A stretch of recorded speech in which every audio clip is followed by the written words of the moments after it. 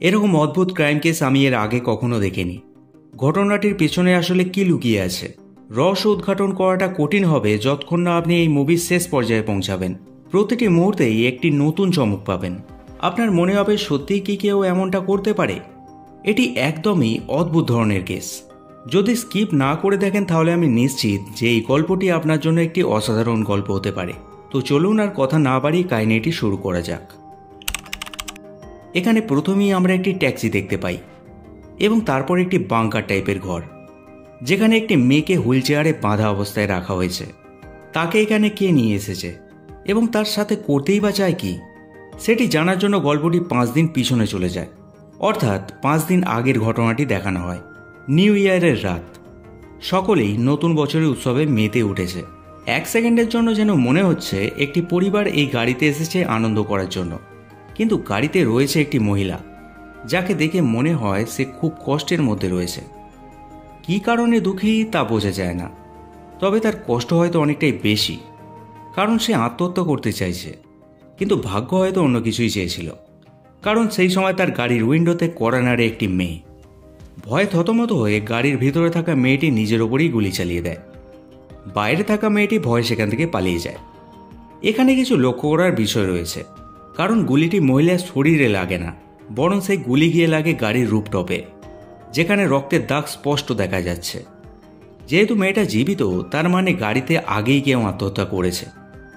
এরপর মহিলাটি টর্চ নিয়ে একটি অন্ধকার আচ্ছন্ন জায়গার মধ্যে যায়। অন্ধকারের মধ্যে ভালোভাবে বোঝা না গেলেও এই স্কোয়ার টাইপের পিলারগুলি দেখে মনে হয় এটা কোনো নদী বা সমুদ্র তীরবর্তী এলাকা, এবং এই স্কোয়ার পিলারগুলির মাঝে একটি মৃতদেহকে দেখতে পাওয়া যায়। খবর পাওয়া মাত্র ঠিক সেই সময় ফরেন্সিক ডিপার্টমেন্টের সাথে পুলিশের একটি টিম লাশটিকে নিতে চলে আসে এবং আমরা জানতে পারি এই মহিলা একজন পুলিশ অফিসার, যার নাম ক্যাপ্টেন ইউ। এখানে আমরা জানতে পারি ক্যাপ্টেন ইউ পুলিশকে ফোন করে ডাকেনি, বরং সেই মেয়েটি এবং তার বন্ধুদের কারণে পুলিশ এখানে এসেছে। চিফ ক্যাপ্টেন ইউকে জিজ্ঞাসা করে সে এখানে কি করছে। তখন ক্যাপ্টেন বলে নতুন বছরের রাতে সে আকাশে আতশবাজির সৌন্দর্য উপভোগ করতে এসেছিল, কিন্তু মেয়েটির মতে একটু আগেই সে গাড়িতে কাউকে আত্মহত্যা করতে দেখেছে। চিফ ক্যাপ্টেন ইউকে সেই গাড়িটিতে নিয়ে যায়, যেখানে একটি বুলেটের খালি মোড়ক এবং রুফটপে রক্তের সেই দাগও দেখতে পাওয়া যায়। এখানে চিফ এবং ক্যাপ্টেন ওয়ের কথাবার্তা থেকে জানা যায় গাড়িটি ক্যাপ্টেন ওয়ের পার্টনারের, যে কয়েক মাস আগেই এই গাড়িটিতেই আত্মহত্যা করেছিল। এর কারণটা অবশ্য সরাসরি উল্লেখ করা হয় না, তবে এটা জানা যায় তারা বিয়ে করার চিন্তাভাবনা করেছিল। ঘটনাটির পর থেকেই ক্যাপ্টেন ইউ ডিপ্রেশনের শিকার হয়ে পড়েন, তাই এই অফিসার তাকে বেশ কিছুদিনের জন্য ছুটি দিয়েছিলেন। কিন্তু এখন অফিসারের মনে হয় এটা সে মোটেও ভালো কাজ করেনি, কারণ এইসব কিছু দেখার পর তার মনে হচ্ছে ক্যাপ্টেন ইউ বোধহয় অন্য কিছু করার পরিকল্পনা করছে। তাই চিফ তাকে বেশ বকাঝকা করে এবং সে বলে ইতিমধ্যেই সে এক অফিসারকে হারিয়েছে এবং সে নতুন করে আর কাউকে হারাতে চায় না। কথা বলে চিফ ক্যাপ্টেন ওয়ের বন্দুকটি নিয়ে নেয় এবং তাকে পরের দিন থেকে ডিউটি জয়েন করতে বলে, যাতে সে এই ধরনের আচরণ আর দ্বিতীয়বার না করতে পারে। এরপরে এই মৃতদেহের কেসটি সমাধান করার দায়িত্ব পড়ে নতুন এক অফিসার সাংবুয়ের ওপর। যেহেতু সাংবুয়ের কোনো রকম অভিজ্ঞতা নেই, তাই ক্যাপ্টেনও তাকে গাইড করার জন্য সুপারভাইজারের পদে চান্স পায়। এরপর সিন শিফট হয় একটি রুমে, যেখানে আমরা একজন লোককে দেখতে পাই, যার নাম লিন। লিন এই গল্পের একজন অন্যতম গুরুত্বপূর্ণ চরিত্র। এখানে লিন এবং তার বন্ধুর কথোপকথন থেকে জানতে পারি ট্রাফিক রুলস ভাঙার কারণে একটি নোটিশ এসেছে। লিনের বন্ধু লিনকে ট্রাফিক রুলস ব্রেক করার জন্য জরিমানা দেওয়ার কথা বলছে। তার অনুপস্থিতিতে একমাত্র লিন ছাড়া তার গাড়িটি আর কে চালাতে পারে। লিন বলে সে তার গাড়িতে হাত পর্যন্ত লাগায়নি, তাহলে সে শুধু শুধু ফাইন কেন ভরতে যাবে? তাহলে প্রশ্ন ওঠে গাড়িটা চালিয়েছে কে? যাই হোক, জরিমানা নোটিশ যখন এসেছে তার মানে গাড়িটি কেউ না কেউ চালিয়েছে। এখানে এই গাড়ির বিষয়টি যে কতটা গুরুত্বপূর্ণ ভূমিকা পালন করবে সেটা আপনি কিছুক্ষণের মধ্যেই বুঝতে পারবেন। লিন একজন ডেলিভারি বয়, সে নানা রকমের জিনিসপত্র ডেলিভারি করে বেড়ায়, এটাই তার কাজ। যেখানেই সে যায় লোকেরা তাকে ভরি নামের একটি মেয়ের ব্যাপারে জানতে চায়। তাদের কথাবার্তা থেকে জানা যায় লিন এবং ভরি রিলেশনে ছিল, কিন্তু ভরি এখন কোথাও চলে গেছে। ভরি ছিল ইন্দোনেশিয়া থেকে আসা একজন ইমিগ্রেন্ট ওয়ার্কার। এদিকে সেই মৃতদেহটির পোস্টমর্টম করা হয়, জানা যায় তাকে খুন করা হয়েছে। খুনি প্রথমে তার গলা শিরা কেটে রক্ত বার করে দিয়েছে, তারপর তার হৃৎপিণ্ড বের করে নিয়েছে। মহিলার হাতে রিং ফিঙ্গারটিও মিসিং আছে, যেটা এই কেসটিকে প্রতিশোধের রূপ দিচ্ছে। পুলিশের অনুমান হয়তো তাকে প্রপোজ করা হয়েছিল, কিন্তু সেটা সে অ্যাকসেপ্ট করেনি, যার কারণে তাকে খুন করা হয়েছে। যেহেতু এটি এখন একটি হত্যার মামলা, তাই ক্যাপ্টেন ইউ এই কেসটিকে নিতে অস্বীকার করে। সে বলে সাং এই কেসটি হ্যান্ডেল করতে পারবে না, কারণ তার কোনো অভিজ্ঞতা নেই। কিন্তু চিফ তার কোনো কথাই শোনে না। এর পিছনে অবশ্য দুটি কারণ আছে। প্রথমত, তাদের কাছে আর পর্যাপ্ত অফিসার নেই, যারা আছে তারা অলরেডি অন্য কেসে ব্যস্ত। দ্বিতীয় কারণ, ক্যাপ্টেন ইউ যদি এই কেসটি না নেয় তাহলে সে হয়তো আবার ডিপ্রেশনে গিয়ে আত্মহত্যা করার চেষ্টা করতে পারে, যার ঝুঁকি চিফ নিতে চায় না। তাই চিফ তাদের এই কেসটি সমাধান করতে বাধ্য করে। এদিকে লিনের সাথে দেখা করতে আসে একটি মেয়ে, যার নাম সেপিং। সেই সময় পুলিশও সেখানে চলে আসে। লিন সেপিংয়ের উপর চিৎকার চেঁচামেচি করতে শুরু করে। বুঝতে অসুবিধা হয় না যে লিন অভিনয় করছে, যাতে পুলিশ মনে করে যে তারা রিলেশনের মধ্যে রয়েছে, কারণ গার্লফ্রেন্ড বয়ফ্রেন্ডের মধ্যে ঝগড়া অশান্তি হওয়াটা নর্মাল ব্যাপার। তাই পুলিশ তাদের ব্যাপারটি সিরিয়াসলি না নিয়ে সেখান থেকে চলে যায়। আসলে লিন এমন একজন ব্যক্তি যে বিদেশ থেকে আসা মানুষদের কাজ পাইয়ে দেওয়ার ব্যবস্থা করে থাকে, যাদের কোনো আসল ডকুমেন্টসই নেই। তাই এই ইমিগ্রেন্ট ওয়ার্কাররা লিনের মাধ্যমে নকল ডকুমেন্ট তৈরি করে। এই সমস্ত তথ্য পুলিশ অফিসার যাতে জানতে না পারে, তাই লিন সেপিংয়ের ওপর রাগের অভিনয় করছিল। কিন্তু এই মেয়ে লিনের জন্য একটি চমক হয়ে দাঁড়ায়, কারণ সে এখানে কাজ করতে নয়, এখানে সে তার বোনকে খুঁজতে এসেছে, যার নাম ভরি। লিন তার বয়ফ্রেন্ড ছিল, তাই সে লিনকে জিজ্ঞাসা করে তার বোন কোথায়।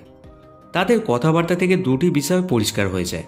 প্রথমত, লিন এবং ভরির মধ্যে ব্রেকআপ হয়ে গেছে, এবং দ্বিতীয়ত, ভরি ব্রেকআপ করার সিদ্ধান্ত তার বোনের পরামর্শেই নিয়েছিল।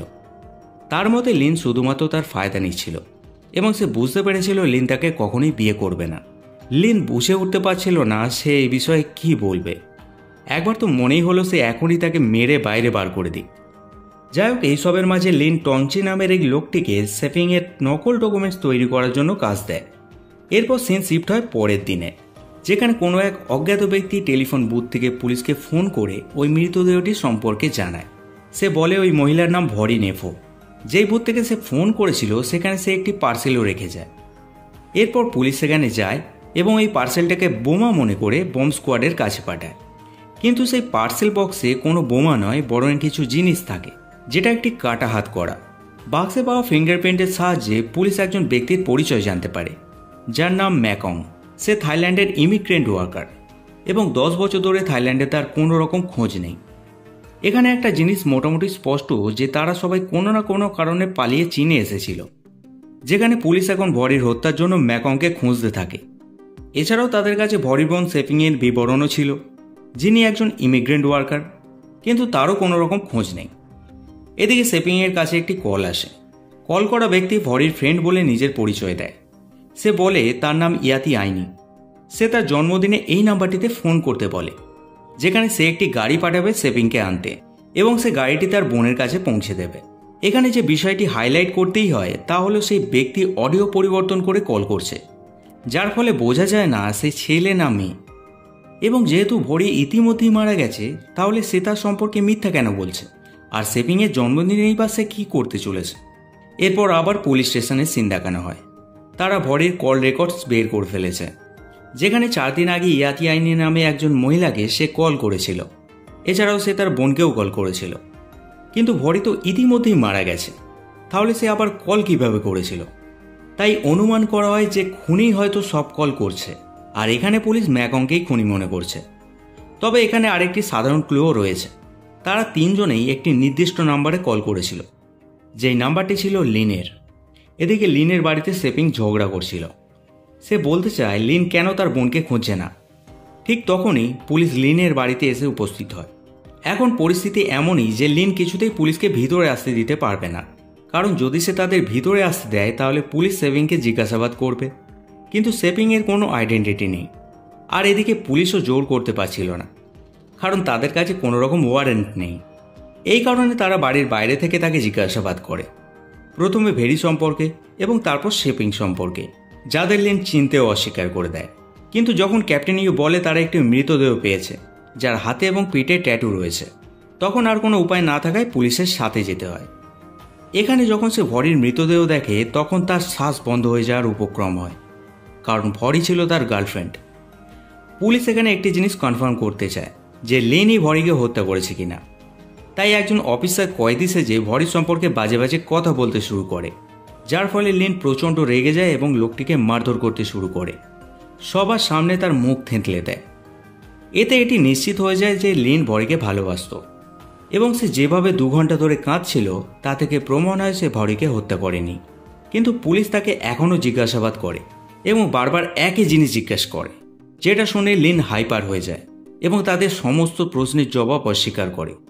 এমনকি ম্যাকং, যাকে লিন ভালোভাবেই জানে, তাকেও সে চেনার কথা অস্বীকার করে দেয়। তাই পুলিশ তাকে ছেড়ে দেয়। লিন সেখান থেকে সোজা তার বাড়ি চলে আসে এবং ধরা পড়ে যাওয়ার ভয়ে সেপিংয়ের সমস্ত জিনিসপত্র গুছিয়ে তাকে বাড়ি থেকে বের করে দেয়। এই সমস্ত কিছুতে লিনের বন্ধু ইয়াং তাকে সাহায্য করছিল। ইয়াংয়ের ট্যাক্সিটি পাশেই দাঁড় করানো ছিল। লিনের এই ব্যবহারে সেপিং এতটাই রেগে যায়, যার কারণে সে রেগে মেগে ইয়াংয়ের ট্যাক্সি দরজায় জোরে আঘাত করে, যার কারণে তার এই গাড়িতে একটি ডেন্ট পড়ে যায়। কিন্তু এই সব কিছুর মাঝে লিন এবং ইয়ং যেটা জানতো না তা হলো ক্যাপ্টেন ইউ ইতিমধ্যেই তাদের ফলো করে সেখানে পৌঁছে গেছে। তবে সে কাউকে গ্রেপ্তার করে না, কারণ আগে আরও কী হতে চলেছে সেটা জানার জন্য ক্যাপ্টেন বেশি আগ্রহী ছিল। সেপিং চলে যাওয়ার পর লিনও সরাসরি ম্যাকংয়ের ঠিকানায় পৌঁছে যায়, যেখানে প্রচণ্ড ঝগড়া চেঁচামেচির শব্দ শোনা যাচ্ছে। ক্যাপ্টেন ইয়ং স্যাংবুর কাছ থেকে তার বন্দুকটা নিয়ে নেয় এবং তাদের থামানোর জন্য ভিতরে চলে যায়। ম্যাকং ভয়ে সেখান থেকে পালাতে শুরু করে এবং তাকে ধরার জন্য লিন তার পিছু নেয়। এখানে একটি দীর্ঘ চেজিং সিন দেখানো হয়, যার শেষের দিকে ম্যাকংকে ধরে ফেলে। এখানে ম্যাকং ক্যাপ্টেনের হাত থেকে বন্দুকটি কেড়ে নেয় এবং সেই বন্দুকটি নিজের দিকে তাক করে বারবার বলতে থাকে যে সে ভরিকে হত্যা করেনি। যেহেতু ভরির মৃতদেহ ম্যাকংই নদীতে ফেলে লুকানোর চেষ্টা করেছিল, তাই সে ভয় পায় যে পুলিশ হয়তো এবার তাকে গ্রেপ্তার করবে। এই কারণেই সে নিজেকে গুলি করে নেয়। এই আত্মহত্যা সকলের জন্য সমস্যা সৃষ্টি করে। ঘটনাটি ক্যাপ্টেন উকে তার পার্টনারের কথা মনে করিয়ে দেয়। নতুন অফিসার সানবুর জন্য এটি একটি বড় ধাক্কা ছিল, কারণ একজন মানুষ তার চোখের সামনে মারা গিয়েছিল। এই পরিস্থিতি দেখে চিফ তাদের এই মামলা থেকে সরানোর চেষ্টা করে, যাতে তারা স্ট্রেস না নেয়। কিন্তু ক্যাপ্টেন ইউ কারো কথা শোনে না, কারণ সে এই মামলাটি সমাধান করতে চায়। প্রথমে সে লিনকে মুক্তি দেয়, কারণ লিন কোনো রকম ভুল কিছু করেনি। এখানে ক্যাপ্টেন ইউ লিনের থেকে সমস্ত সত্যিটা জানতে চায়, কারণ লিন যদি আগে থেকেই ম্যাকং সম্পর্কে জানিয়ে দিত তবে আজ তার মৃত্যু হতো না। সে লিনকে তার কার্ড দেয় এবং অনুরোধ করে সে যেন এই কেসটি সমাধান করতে তাকে সাহায্য করে। ক্যাপ্টেন ইউ একটি কারণও দেখায় যে নিউ ইয়ারের রাতে সে সত্যিই আত্মহত্যা করতে গিয়েছিল। পুলিশের মধ্যে একটি কথা প্রচলিত আছে, একজন পুলিশ অফিসার মৃতদেহ খুঁজে পায় না, বরং মৃতদেহই পুলিশ অফিসারকে বেছে নেয়। ওই রাতে ভরির মৃত অবস্থায় পড়েছিল একদম চুপচাপ, কিন্তু তার কারণেই ক্যাপ্টেন ইউ আজ জীবিত। অর্থাৎ ভরি সেদিন রাতে ক্যাপ্টেনের জীবন বাঁচিয়েছিল যাতে সে তার হত্যাকারীদের শাস্তি দিতে পারে, এবং এটা করতে যদি কেউ তাকে সাহায্য করতে পারে তবে সেটা শুধু লিন। কথাগুলি শুনে লিন তার ওপর বিশ্বাস করে এবং তাকে ফোন করে একটি জায়গায় আসতে বলে, যেখানে লিন মাটি খুঁড়ে একটি মৃতদেহ বার করছিল। আসলে লিনই এই দেহটি এখানে কবর দিয়েছিল এবং এই দেহটি ছিল ইয়াতি আইনির। ঘটনাটি আসলে কিছুটা এরকম ছিল। একটি ব্রুচার শপে আয়নির মৃতদেহটি পাওয়া যায়। কেউই জানতো না তাকে এখানে কে বা কারা রেখে গেছে, কিন্তু সেই জায়গায় যারা কাজ করে তারা সবাই অভিবাসী, অর্থাৎ আইডেন্টিটি চেঞ্জ করে থাকা মানুষজন। এখানে যদি পুলিশ সেই মৃতদেহ সম্পর্কে জানতে পারে তবে বুচার শপ বন্ধ হয়ে যাবে এবং সমস্ত কর্মচারীদের জিজ্ঞাসাবাদের জন্য গ্রেপ্তার করা হবে, যা তাদের সমস্যায় ফেলতে পারত। তাই সেই সমস্যা থেকে সকলকে রক্ষা করার জন্য লিন এই মৃতদেহটি কবর দিয়েছিল। পরবর্তী সিনে তারা এই মৃতদেহটি নিয়ে একটি ঘরে যায় এবং লক্ষ্য করে একেও ঠিক একইভাবে হত্যা করা হয়েছে যেভাবে ভরিকে হত্যা করা হয়েছিল। অর্থাৎ এটা স্পষ্ট হয়ে যায় যে হত্যাকারী একজনই। তাই ক্যাপ্টেন ইউ ইয়তি আইনির কল ডিটেলস বের করে, যেটা থেকে জানা যায় আইনির নম্বর থেকে 4 ঘন্টা আগে একটি কল করা হয়েছিল। সেই কলটি করা হয়েছিল সেপিংকে, অর্থাৎ সেই হত্যাকারীর পরবর্তী টার্গেট হলো সেপিং। এই কিলার কোনো না কোনো কারণে অভিবাসী কর্মীগুলোকেই টার্গেট করে হত্যা করছে। কিন্তু এখানে একটি প্রশ্ন আসে, সেই হত্যাকারী কিভাবে জানতে পারছে যে কে অভিবাসী কর্মী আর কে নয়? এবং এর সাথে আরও একটি বিষয় সামনে আসছে, যে সমস্ত হত্যাকাণ্ডে আরেকটি বিষয় হলো হত্যাকারী তাদের সবাইকে জন্মদিনের দিন হত্যা করছে, যেখানে সেপিংয়ের জন্মদিন ঠিক একদিন পর। এরপর লিন যখন সেপিংকে ফোন করে তখন তাকে ফোনে পাওয়া যায় না, আউট অফ রিচ দেখায়। তাই লিন ক্যাপ্টেনকে নিয়ে তার বন্ধু নংয়ের বাড়িতে যায়, কারণ সেপিং সেই দিনের পর থেকে সেখানে রয়েছে। কিন্তু তার বাড়িতে যাওয়ার আগে ক্যাপ্টেন এখানে লিনের কাছে একটা ব্যাপার কনফার্ম হতে চায়। লিনের বন্ধু নং কি আসলেই বিশ্বাসযোগ্য? সত্যিই কি তারা নংয়ের ওপর বিশ্বাস করতে পারে? নং যদি এই ঘটনার সাথে কোনোভাবে জড়িত থাকে তাহলে তাদের উচিত হবে পুলিশ ডিপার্টমেন্টকে নিয়ে সেখানে যাওয়া। উত্তরে লিন বলে, কোনো মানুষ কি তার বাড়ির চাবি গাড়ির চাবি কাউকে দেয়? নং নিঃসন্দেহে একটি ভালো মানুষ, সে সেপিংয়ের কিছুই করবে না। এরপর তারা যখন নংয়ের বাড়িতে যায় তখন নংয়ের মা এবং বোন সেখানে উপস্থিত ছিল, কিন্তু নং বা সেপিং কেউই সেখানে ছিল না। পার্কিং লটে লাগানো ক্যামেরা চেক করলে দেখা যায় সেপিং তার গাড়ির দিকেই যাচ্ছিল। গাড়িতে ঢোকার সাথে সাথেই তার ফোন বন্ধ হয়ে যায়, অর্থাৎ গাড়িতে সিগন্যাল জ্যামার লাগানো ছিল। অনুমান করা হয় নং সবাইকে হত্যা করছে এবং তার গাড়িটা নতুনের মতো লাগছে, যেটা দেখে লিন বলে তার কাছে কোনো টাকা নেই, তার সত্ত্বেও গাড়িটি একদম নতুনের মতো কিভাবে দেখাচ্ছে। এই কারণেই তারা নংকে কল করে সন্ধ্যায় একটি রেস্টুরেন্টে আসতে বলে যাতে তাকে ধরা যায়। এরপর নং কথা মতো সেই জায়গায় উপস্থিত হলে লিন তার ওপর ঝাঁপিয়ে পড়ে এবং জিজ্ঞাসা করে সে সেপিনের সাথে কি করেছে। নং বলে সে সারাদিন বাড়ির বাইরে ছিল এবং এইমাত্র সে বাড়ি ফিরেছে তার সাথেই দেখা করার জন্য। ক্যাপ্টেন ইউ তার গাড়ি চেক করতে যায় এবং সে দেখে সেই গাড়িতে ডেন্ট এখনও রয়েছে, মানে সিসি ফুটেজে যে গাড়িটি দেখা গিয়েছিল সেটা অন্য গাড়ি, অর্থাৎ নংয়ের গাড়ির নাম্বার প্লেট ব্যবহার করে কেউ সেপিংকে কিডন্যাপ করেছে। এখানে এদের কথাবার্তা থেকে এটা পরিষ্কার হয়ে যায় যে সেদিন ট্রাফিক রুলস ভাঙার জন্য নোটিশ কেন এসেছিল। এরপর ক্যাপ্টেন ইউ সেই তারিখে সিসি ফুটেজ চেক করে, এতে সেই গাড়িটি খুব সহজেই একটি পার্কিং লটের দিকে যেতে দেখা যায়। পার্কিং লটে ইতিমধ্যেই অনেক গাড়ি ছিল, কিন্তু সেই খুনি তার গাড়িটি ঢেকে রেখেছিল যাতে কেউ চিনতে না পারে, আর এই কারণেই সহজেই সেই গাড়িটিকে খুঁজে পাওয়া যায়, যার ভিতরে একটি আইডি কার্ড ছিল। এই আইডি কার্ডটি ছিল এমন এক ব্যক্তির যে অবৈধ অভিবাসী কর্মীদের জন্য ডুপ্লিকেট ডকুমেন্টস তৈরি করে, তাই সেও জানে কে অবৈধ অভিবাসী এবং কে নয়। এদিকে সেই ব্যক্তিটিকে দেখানো হয় সে সেপিংকে কিডন্যাপ করে রেখেছিল এবং সে এখন তার জন্য একটি কেক নিয়ে আসে তার জন্মদিন উদযাপন করার জন্য। সেপিং এই লোকটির কাছে জীবনে প্রাণ ভিক্ষা চায়, যার বিনিময়ে সে তার জন্য সব কিছুই করতে পারে। এতে সেই ব্যক্তি আরও রেগে যায় এবং সে তার প্রতিটি শিকারের কথা বলতে শুরু করে, যারা প্রথমে সেপিংয়ের মতোই প্রাণ ভিক্ষা চেয়েছিল, কিন্তু পরে তারা তাদের কথা রাখেনি। এরপর লোকটি সেপিংকে প্রশ্ন করে সে কি সত্যি তার সাথে সারা জীবন থাকবে। এর উত্তরে সেপিং কাঁদতে শুরু করে। এখানে একটি ফ্ল্যাশব্যাক দেখানো হয়। এই লোকটির এমন আচরণের কারণ কি সেটা আমরা এখানেই জানতে পারবো। আসলে এই লোকটি এক অভিবাসী কর্মীর প্রেমে পড়েছিল, কিন্তু সেই মেয়ে তার সাথে শুধু ভালোবাসার নাটক করত। একদিন যখন লোকটি নিজের জন্মদিন উদযাপন করার পর ঘুমিয়ে গিয়েছিল, তখন সেই মেয়েটি নিজের সমস্ত ডকুমেন্টস নিয়ে সেখান থেকে পালিয়ে যায়। এই ঘটনার পর থেকে লোকটি একজন সোসিওপ্যাথ হয়ে ওঠে, অর্থাৎ এমন ব্যক্তি যারা সমাজের কোনো নিয়মকানুন মানে না, অন্যদের প্রতি সহানুভূতি এবং অপরাধ ছাড়াই মানুষের ক্ষতি করে। অতএব এই হত্যাগুলি করার জন্য সে একটি বিশেষ কারণ খুঁজে পায়। আসলে এই লোকটি ওই অভিবাসী মেয়েটিকে মন থেকে ভালোবাসত এবং তাকে বিয়ের প্রস্তাবও দিয়েছিল, কিন্তু মেয়েটি তার কথা রাখেনি। এদিকে পার্কিং লটে সকলেই লোকটির জন্য অপেক্ষা করছিল যাতে তাকে হাতে নাতে ধরা যায়। এরপর সেই লোকটি সেখানে এলে এদের সকলকেই দেখতে পেয়ে যায় এবং সে পালাতে শুরু করে। পলাতক লোকটির পিছু করতে গিয়ে স্যাংবো আহত হয়, তাই তাকে চিকিৎসার জন্য হাসপাতালে নিয়ে যাওয়া হয়, কিন্তু সেপিংকেও বাঁচাতে হবে। এরপর তারা ওই লোকটিকে নিয়ে যায় তারই স্টুডিওতে, যেখানে এই লোকটি লিনকে বলে তারা যেটা খুঁজছে সেটা এখানেই পাওয়া যেতে পারে। এখানে আমরা এই লোকটির বিভৎস সেই কর্মকাণ্ড দেখতে পাই, যেখানে সে বহু মেয়েদের হৃদয় বের করে একটি আইস কিউব তৈরি করে রেখেছিল এবং তাদের সঙ্গে ছবিও তুলেছে। এক কথায় বলতে গেলে সেই মেয়েদের হৃদয় এবং কাটা আঙুলগুলি সংরক্ষণ করেছিল। এটা দেখার পর লিন পুরোপুরি ভেঙে পড়ে এবং সে ওই লোকটির উপর ঝাঁপিয়ে পড়ে তাকে মারার জন্য। ক্যাপ্টেন ইউ লিনকে থামানোর চেষ্টা করে, কিন্তু লিন কোনো কথাই শোনে না। ক্যাপ্টেন ইউ বাধ্য হয়ে লিনের পায়ে গুলি করে তাকে থামানোর চেষ্টা করে যাতে সে লোকটিকে না মারে। এরপর তারা সেই লোকটিকে নিয়ে যায় বাংকারের দিকে, যেখানে সেপিংকে কিডন্যাপ করে রাখা হয়েছিল। লোকটি নানা ধরনের অজুহাত দিয়ে ক্যাপ্টেনকে প্রভাবিত করার চেষ্টা করে এবং বোঝানোর চেষ্টা করে যে সে একজন নারী, সে তার কিছুই করতে পারবে না।